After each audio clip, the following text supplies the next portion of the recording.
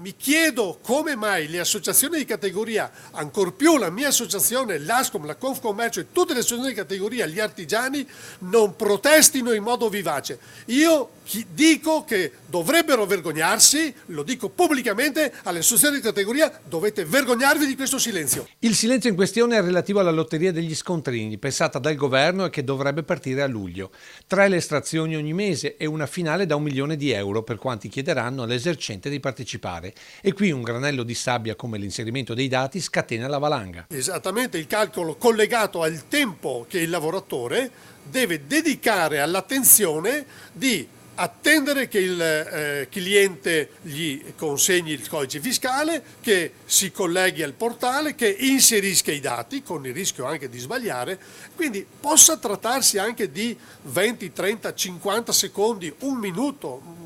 Uno dice per un minuto. Io faccio presente che un lavoratore in un negozio ha un costo orario che oscilla fra i 35 e i 40 euro all'ora. Un minuto per il numero di scontrini emessi nella giornata superiore all'euro di soglia minima e si fa presto a calcolare ad esempio nei bar quante ore finiranno nell'ennesimo adempimento di Stato.